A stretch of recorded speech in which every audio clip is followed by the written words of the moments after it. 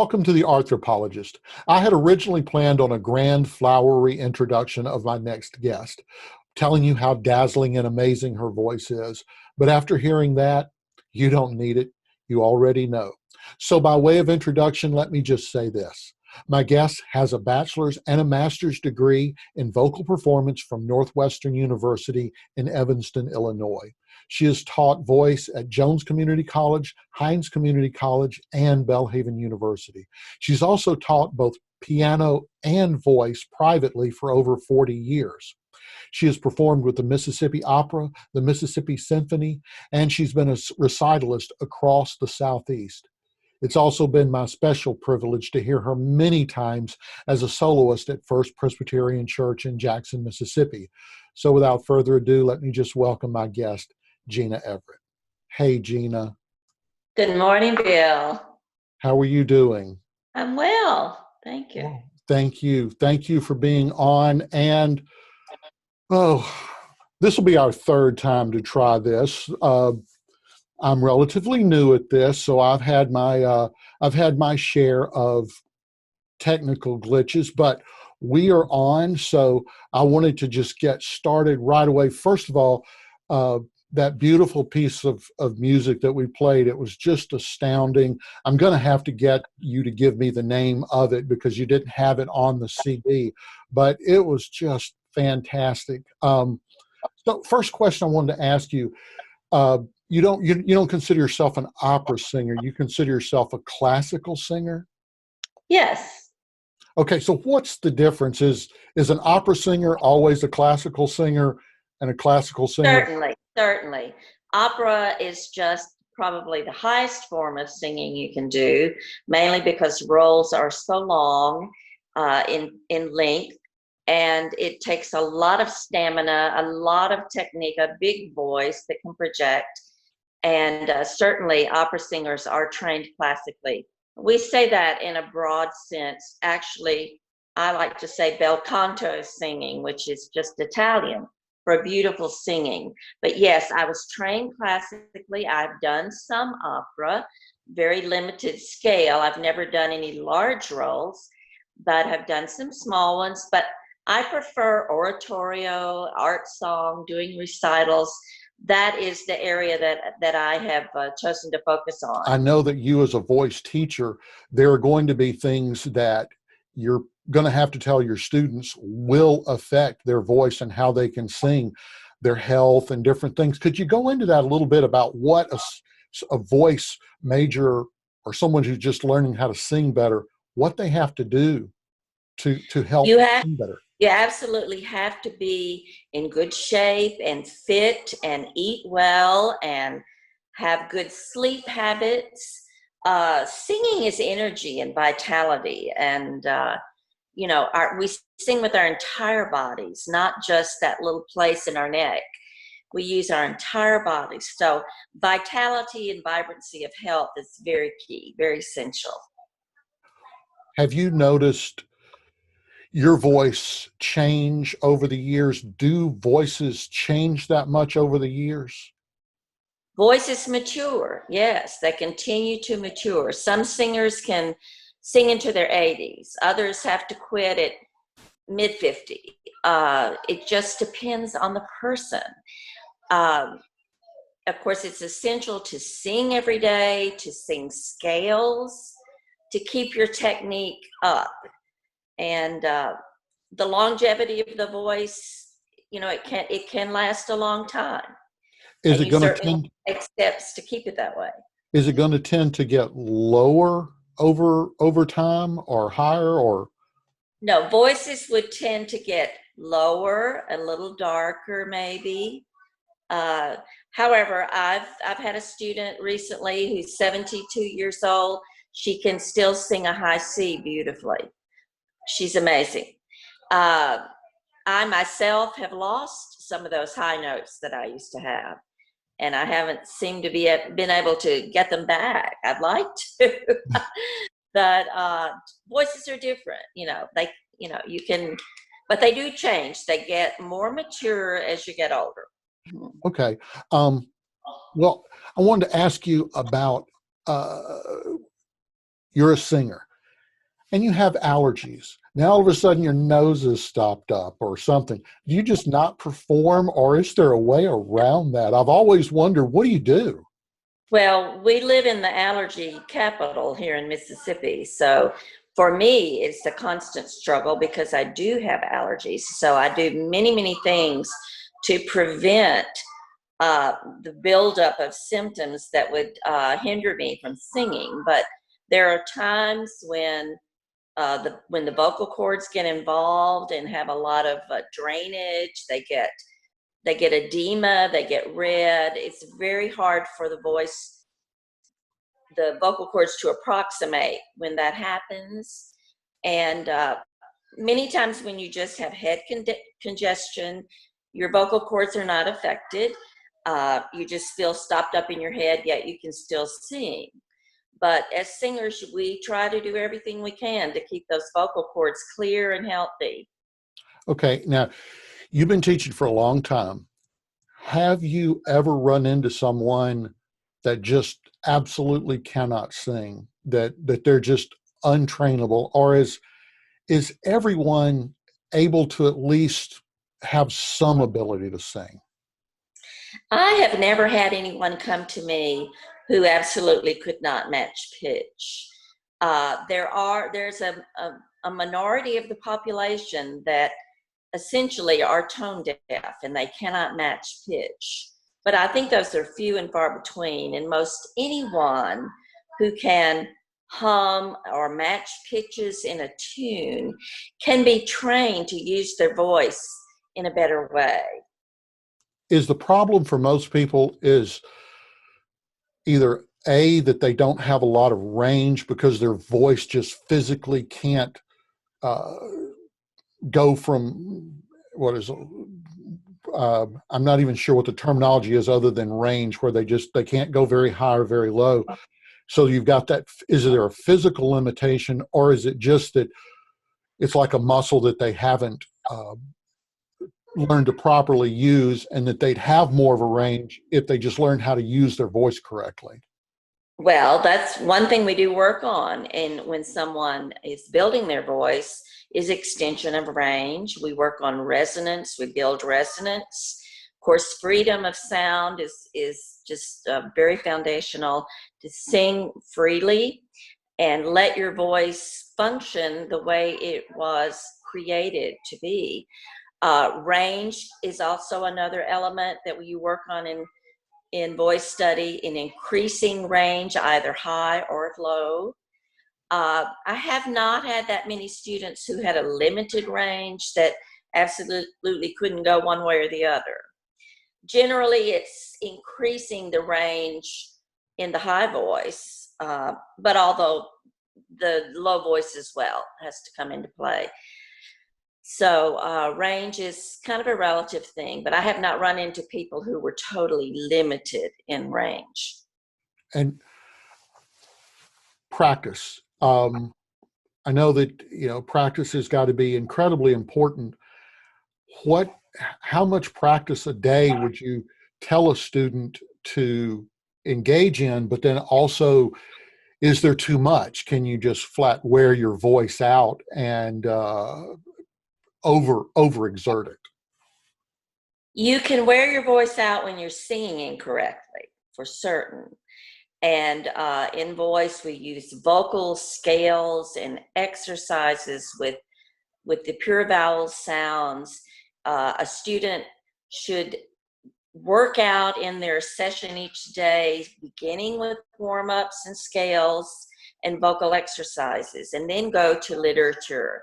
But a student needs to stop practicing when they feel tired, if their throat is hurting. You know, when your optimum energy level is down, you don't want to continue to sing and push your voice. Pushing a voice will have negative effects. But as long as you feel like you are singing healthily, you can sing as long as you want. Okay. But of course, it's just like exercising your body muscles. You're exercising your vocalis muscle by singing daily.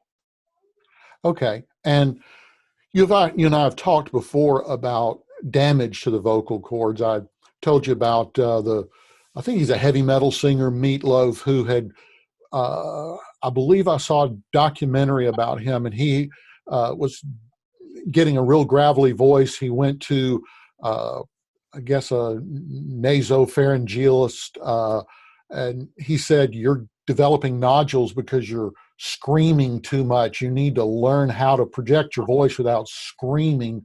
So, Right. tell us a little bit about how a singer uh, sings without damaging their voice, how they can, what we just heard earlier you do. Oh my gosh, that was loud. I mean, you can just project your voice and fill a huge auditorium. How are you doing that without straining your voice, straining your vocal cords? Well, very simply, in teaching voice, you want to teach a student the physiological aspects of their instrument and the fact that we develop the muscles of the mid-abdomen to create support and breath control. You have to have a free, steady flow of air to have a free vocal sound. And so a lot of times I'm teaching students the things they should not do, because sometimes naturally we want to push our voice with muscles that we shouldn't be using. And we have to learn to have a very relaxed vocal tract to make space for resonant sounds, but we are developing the mid-ab muscles, the intercostal muscles of the ribs, the actual large abdominal muscles in the mid-ab section. These all work together to create a situation where we can keep a lot of air in the lower part of our lungs and have it flow steadily under the actual tone that we are producing. Okay. Now, getting away from the physicality of it a little bit, let's talk a little bit about just the music itself. What attracts you to classical singing as opposed to some other genre? Well, as a child, I began studying music with piano, and I was a very good pianist, and I loved it, and went to college on a scholarship as a piano major. And also in college that freshman year, I had to take 30 minutes of voice every week. And I knew I could sing. I sang in high school and I knew I had a voice. And I began to love the voice music even more. And I made the decision to switch my major from piano to voice. But I've just always been drawn to classical music. My mother loved classical music. She played opera and Van Cliburn and just wonderful LPs she would put on the stereo on Saturday, just a whole stack. I listened to many wonderful singers and pianists, and I've just always loved it. I do have a love for other kinds of music as well, but for my own focus, I was just drawn to it. Okay, now, and I was real curious about this, and you and I have talked about it. I did not know that, say, an opera singer or a classical singer, I just assumed maybe they were just mouthing the words. I didn't realize that if you're singing an Italian opera or a Russian opera or French, that you are actually going to learn at least some of that language so that you actually know what you're saying. And so that's the case. You you are going to learn how to pronounce the language, of course, but you're also going to learn exactly word for word what you are speaking and then put it in an idiomatic form.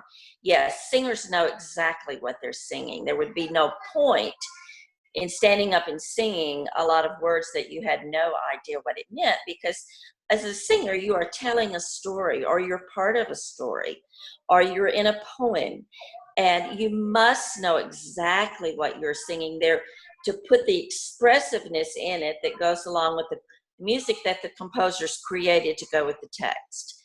And most singers are very, very well versed in being able to work in different languages, if not being able to speak them fluently. Um, And I think a lot of singers have an affinity for language anyway.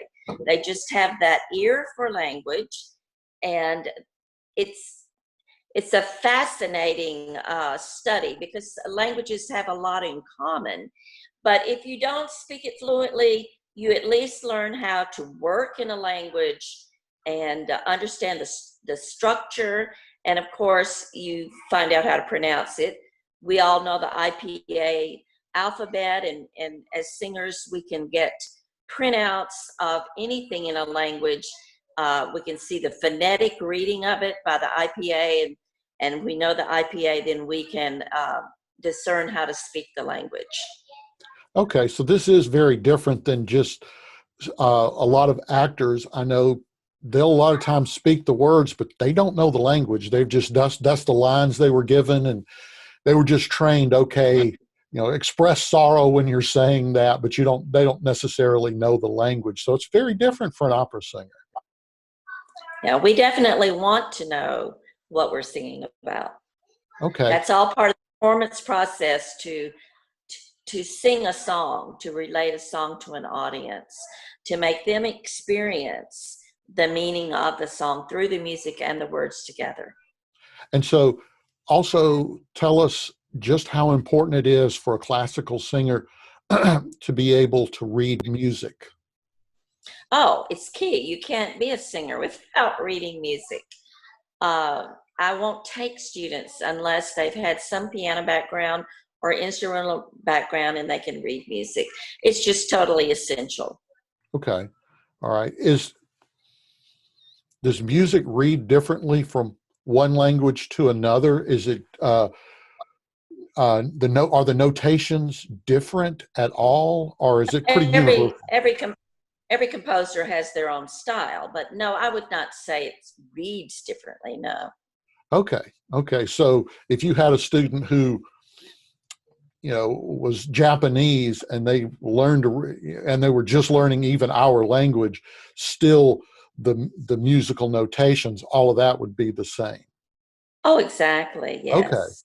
okay, And there are many Asian opera singers who are singing operas in Italian and German and Russian. I don't really know any Asian composers that have written operas. Not to say there isn't one, but yeah, they and they're Asian languages are so different from the Romance languages.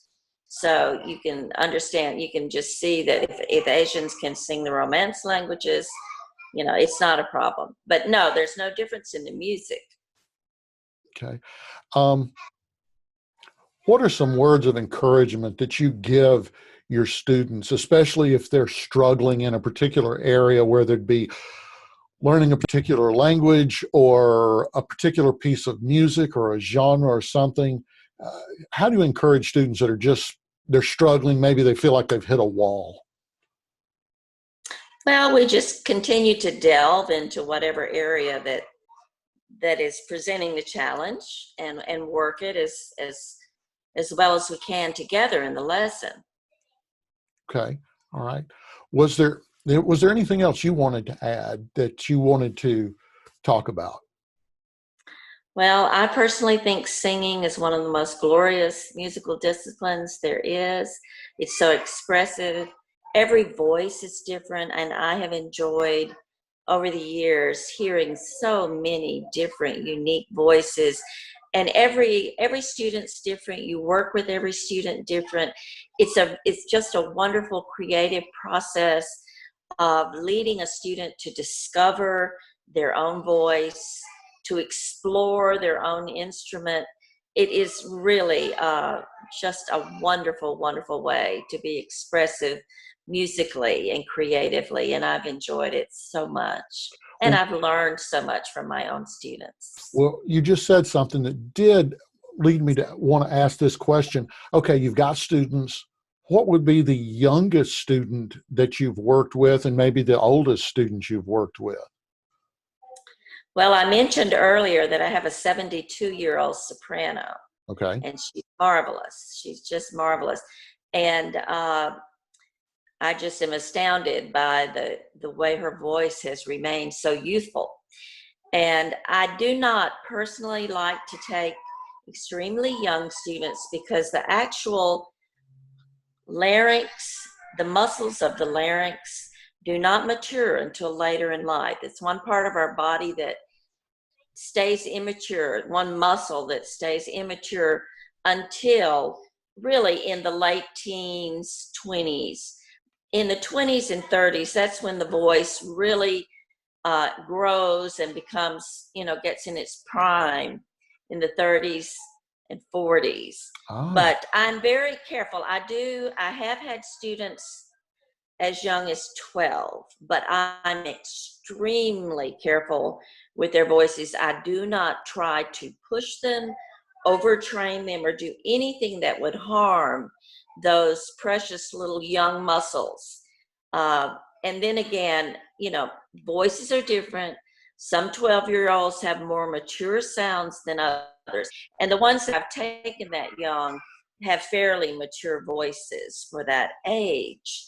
But I do, for years, I only took 15-year olds and up. But in the last 15 years, I have taken them as low as 12.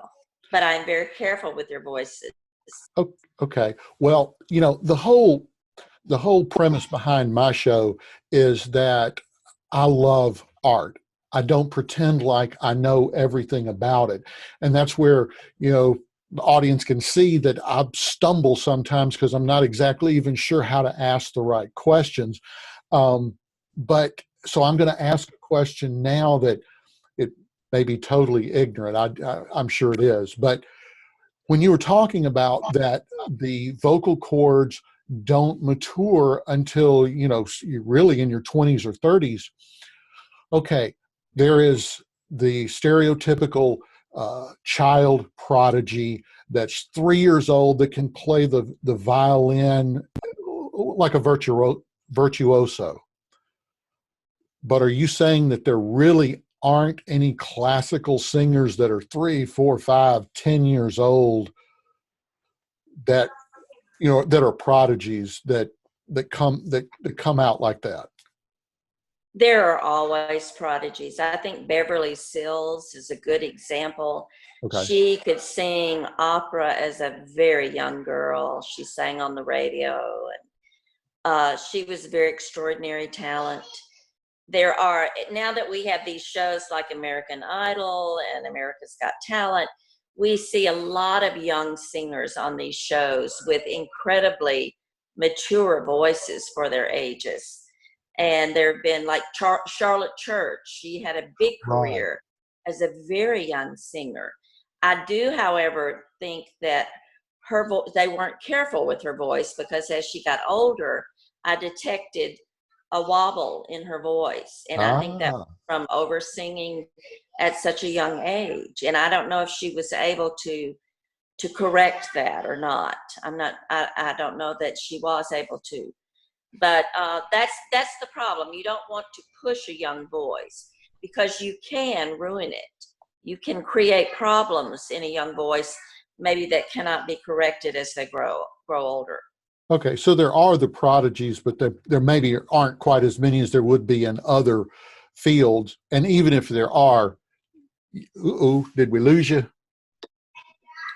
Okay. Not that I know of, but there are those exceptions Yeah, always. yeah, but you do, like you said, you got to be careful because you can do permanent damage to these young voices, and possibly you can't get that back. Right. Okay. All right. Well, Gena, thank you so much. Thank you for helping me stumble through this because, again, the whole point of this show is it's a learning process for me. I love hearing you sing. One of the things I love about being at First Pres is when we'll have the soloist sing, and it's just grand and amazing. And I wanted to have this opportunity to speak to someone like yourself that could give some of the listeners a little bit of knowledge behind what you do and how you do it. Thank you, Bill. I've enjoyed this a lot, and I like your questions. I think you have an excellent grasp, and know the right questions to ask. Thank you for letting me share. You're welcome. All right. Thank you. And thank you for watching. If you've enjoyed this episode of The Arthropologist, please hit the like button. And if you'd like to see more episodes like this, think about subscribing. I'm Bill Wilson, and I'm The Arthropologist.